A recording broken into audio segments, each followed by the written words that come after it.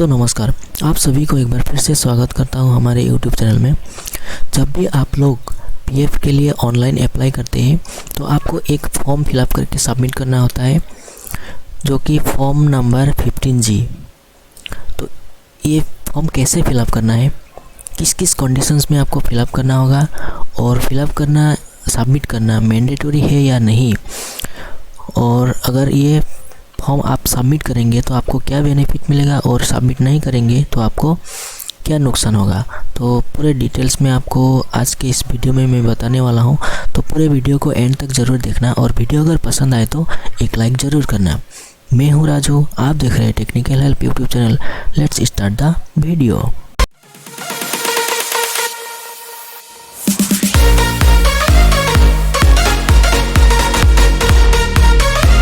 तो सबसे पहले मैं आपको कंडीशंस बता देता हूँ, किस कंडीशंस में आपको फॉर्म 15G सबमिट करना होगा। तो अगर आपका पीएफ अमाउंट 50,000 से ज़्यादा है या फिर 50,000 है, और आपका जो सर्विस पीरियड है, आपने भी जिस भी कंपनी में काम किया है या फिर आपने जब से काम करना शुरू किया है, जब से आपका पीएफ कटना शुरू हुआ है, तो उसका पीरियड जो है 5 साल से कम होना पड़ेगा। पीएफ अमाउंट 50,000 से ज़्यादा होना पड़ेगा, और अगर आपका सर्विस पीरियड 5 साल से कम है तो आपको ये जो फॉर्म है इसको सबमिट करना होगा। इन केस अगर ये आप फॉर्म सबमिट नहीं करेंगे तो आपका जो पीएफ अमाउंट से वहाँ से 10% का टैक्स कट जाएगा, अगर आपने पान कार्ड केवाईसी में लिंक किया हुआ है। और अगर आपने पान कार्ड को लिंक नहीं किया है अपने पीएफ अकाउंट में, और साथ ही साथ आपने अगर 15G फॉर्म सबमिट नहीं करते हैं तो आपका जो टैक्स का परसेंटेज जो है 34.6%, इतना आपको टैक्स देना पड़ेगा। तो ये दो बात आपको ध्यान देना होगा यहाँ पर। 50,000 से ज़्यादा अगर आपका पीएफ अमाउंट है ऐसा, और आपका जो सर्विस पीरियड है 5 साल से कम है, तो वही आपको ये 15G सबमिट करना होगा। और अगर नहीं करेंगे, क्योंकि फॉर्म 15G जो है इसको सबमिट करना मैंडेटरी नहीं है, और अगर ये सबमिट नहीं करेंगे तो नुकसान आपका होगा। आपका जो पीएफ अमाउंट है वहाँ से ये जो टैक्स है वो कट जाएगा। आपको यहाँ पर परसेंटेज दिख ही रहा है। अगर आप अपने पान कार्ड लिंक किया हुआ है अपने पीएफ अकाउंट में तो आपका 10% टैक्स कट जाएगा, और अगर पान कार्ड नहीं लिंक किया है और अगर फॉर्म 15G को भी सबमिट नहीं करते तो आपको 34.6% का टैक्स देना होगा गवर्नमेंट को। तो ये बात आपको ध्यान देना होगा। और यहाँ पर आप नीचे देख सकते हैं, अगर आपका सर्विस पीरियड 5 साल से ज़्यादा है तो आपको फॉर्म जो 15G है इसको सबमिट करने का कोई ज़रूरत नहीं है, अगर आपका पीएफ अमाउंट 50,000 से ज़्यादा होने से भी, क्योंकि आपका सर्विस पीरियड जो है 5 साल से ज़्यादा है। तो ये बात आपको ध्यान होगा। इस कंडीशंस में आपको 15G फॉर्म फिलअप करके सबमिट करना होगा। और ये कंडीशंस अगर आपका नहीं है, अगर आपका पीएफ अमाउंट 50,000 से कम है, तो आपको ये जो फॉर्म है 15G उसको सबमिट करने का कोई ज़रूरत नहीं है। यहाँ पर देख सकते हैं फॉर्म नंबर 15G मैंने ओपन करके रखा हुआ है।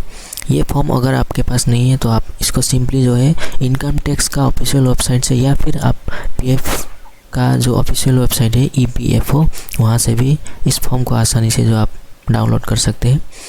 और अगर आप डाउनलोड करने में कुछ प्रॉब्लम हो गया तो आप कमेंट करके बता देना, आपको मैं इसका लिंक दे दूँगा, डायरेक्टली वहाँ से भी आप जाके डाउनलोड कर सकते हैं। तो ये देख सकते हैं यहाँ पर इनकम टैक्स रूल्स 1962, इसके अंडर में आपको ये फॉर्म मिल जाता है। तो सबसे पहले आपको यहाँ पर नेम देना होगा। नंबर 1 में आपको यहाँ पर जो पीएफ, जिसके नाम में आप पीएफ अमाउंट निकालना चाहते हैं उसका यहाँ पर नाम देना होगा। पीएफ अकाउंट में जो भी नाम होए उसको सिंपली यहाँ पर लिख दीजिए। उसके बाद यहाँ पर पान नंबर लिख दीजिए, पान कार्ड नंबर। यहाँ पर स्टेटस में आपको इंडिविजुअल लिख देना है। यहाँ पर previous year for which declaration is being made, तो यहाँ पर आपको बताया जाएगा कि आप किस ईयर में, आप मान लीजिए आप 2022 का दिसंबर महीना में पीएफ के लिए अप्लाई कर रहे हैं, तो आपका ये जो प्रीवियस ईयर होता है इसको आप यहाँ पर सिंपली लिखना है 22-23, 2022-23, तो इस हिसाब लिखना है। उसके बाद आपको यहाँ पर 5 में लिखना है रेसिडेंशियल स्टेटस, यहाँ पर इंडियन लिख दीजिए। उसके बाद यहाँ पर अपना एड्रेस का जो भी है, फ्लैट, डोर, ब्लॉक नंबर, उसको लिख दीजिए। आपको अपना यहाँ पर एड्रेस जो भी है इस हिसाब से आपको इस डिटेल्स में फिलअप करना होगा। स्टेट, पिन, ईमेल, आपका टेलीफोन नंबर यहाँ पर लिख दीजिए विथ एसटीडी कोड या फिर mobile number. Whether assessed to tax under income tax act 1961, यहाँ पर बताया जा रहा है कि आपको पहले कुछ आपने अगर टैक्स पेमेंट दिया है तो यहाँ पर यस कर दीजिए, अदरवाइज आपको सिंपली नो पर कर देना है। अगर यहाँ पर यस पर क्लिक करेंगे तो उसका जो डिटेल्स है असेसमेंट ईयर उसको यहाँ पर लिख देना होगा। ठीक, उसी तरह 16 में आपको लिखना है यहाँ पर estimated income for which this declaration is made. आपका जो पीएफ का एक्चुअल अमाउंट है उसको यहाँ पर लिखना होगा। पीएफ का एक्चुअल अमाउंट कैसे दिखना है, उसके लिए आपको सिंपली पीएफ अकाउंट में लॉगिन करके आपको अपना पासबुक में जाना है। पासबुक सेक्शन में, पासबुक में आपको अपना जो पीएफ अमाउंट, टोटल अमाउंट है वो यहाँ पर मिल जाएगा। तो सिंपली उसको यहाँ पर लिख देना है।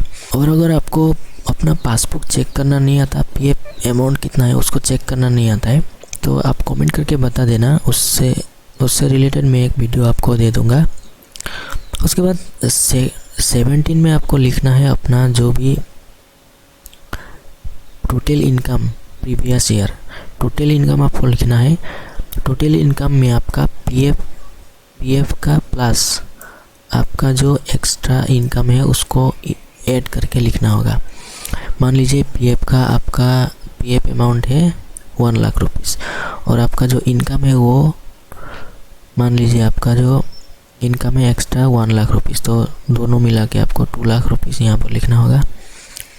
और एक बात यहाँ पर आपको ध्यान देना होगा, अगर आपको यहाँ आपका जो टोटल इनकम है वो 2.5 लाख से अगर ज़्यादा हो जाता है तो आपको यहाँ पर 10% टैक्स देना ही होगा गवर्नमेंट को, वो मैंडेटरी है। तो ये बात आपको यहाँ पर ध्यान देना होगा। उसके बाद 18 में देखना है, यहाँ पर आपको पहले अगर आपने 15G फॉर्म फिलअप किया हुआ है इफ एनी, अगर प्रीवियस ईयर में, तो सिंपली आपको यहाँ पर अपना डिटेल्स देना है। और अगर नहीं किया है तो ये जो बॉक्स है इनको खाली रहने देना है। 19 में आपको अपना पीएफ का जो डिटेल्स है उसको देना होगा। यहाँ पर आप अपना पीएफ नंबर और यूएएन नंबर देख लीजिए। नेचर ऑफ इनकम में आपको यहाँ पर पीएफ विड्रॉ लिख देना है। उसके बाद ये जो पार्ट है section under which tax is deductible, यहाँ पर आपको लिखना होगा 192 ब्रैकेट में लिखना होगा ए, 192 सेक्शन 192 ब्रैकेट में ए। इस सेक्शन के अंदर आपका जो ये आता है पीएफ का, और आपका जो अमाउंट है इनकम, टोटल इनकम यहाँ पर आपको लिख देना है। उसके बाद नीचे यहाँ पर सिग्नेचर कर देना है एप्लीकेंट का, जिनका नाम में आप अप्लाई करना चाहते हैं। तो नीचे थोड़ा सा जाते हैं डिक्लेरेशन में, यहाँ पर भी एप्लीकेंट का नाम लिख दीजिए। उसके बाद previous year ending, previous year कब यहाँ पर एंड हुआ है। मान लीजिए आपने 22 का दिसंबर में पीएफ अप्लाई कर रहे, तो आपका जो प्रीवियस ईयर एंडिंग होता है वो 2022 का मार्च, 31 मार्च 2022। तो सिंपली आपको यहाँ पर 31 मार्च 2022 लिख देना है। ठीक, उसी तरह यहाँ पर असेसमेंट ईयर, उस असेसमेंट ईयर को लिखना है यहाँ पर 2022-23, इस तरह से लिखना है। ठीक, उसी तरह यहाँ पर भी आपको 31 मार्च 2022 लिख देना है। उसके बाद असेसमेंट ईयर लिख देना है यहाँ पर 2022-23, इस तरह से लिख देना है। तो प्लेस लिख देना है, डेट लिख देना है, और यहाँ पर दोबारा से आपको सिग्नेचर कर देना है। तो इसी तरह जो है इस फॉर्म को फिलअप करके आपको स्कैन करना है और अपलोड कर देना है। ये जो पार्ट 2 वाला सेक्शन है इसको कुछ भी फिलअप करने का ज़रूरत नहीं है, बाकी जो फॉर्म है उसको फिलअप करने का ज़रूरत नहीं है। सिंपली इसको फिलअप करके आपको स्कैन करना है। स्कैन करके पीडीएफ फॉर्मेट में आपको अपलोड कर देना होगा। इसी तरह फिलअप करके आपको स्कैन करके पीडीएफ फॉर्मेट में आपको सिंपली अपलोड कर देना है। यहाँ पर देख सकते हैं upload form 15G। Simply choose file पर क्लिक करना है और आपका जो स्कैन किया हुआ है फाइल है उसको सिलेक्ट करके अपलोड कर देना है सिंपली। तो इसी तरह जो है इस फॉर्म को अगर आप अपलोड कर देंगे तो आपका जो पीएफ अमाउंट है वहाँ से आपका टैक्स नहीं कटता है। तो आपका जो जितना भी पीएफ अमाउंट है फुल अमाउंट आपको जो आपका अकाउंट में क्रेडिट हो जाएगा। तो यही था फॉर्म 15G। किस तरह से फिलअप करना है मैंने आपको बता दिया है। अगर कुछ भी डाउट्स है आप कमेंट करके बता देना, मैं आपका डाउट्स भी क्लियर कर दूंगा। और वीडियो अगर पसंद आए तो एक लाइक ज़रूर कर देना। हमारे चैनल पर नए हैं तो चैनल को सब्सक्राइब कर देना। साथ ही साथ नोटिफिकेशन बेल को भी ऑन कर देना ताकि हमारे आने वाले हर वीडियो की नोटिफिकेशन आपको मिलती रहे। मिलते हैं अगले वीडियो में, तब तक हंसते रहे, मुस्कुराते रहे।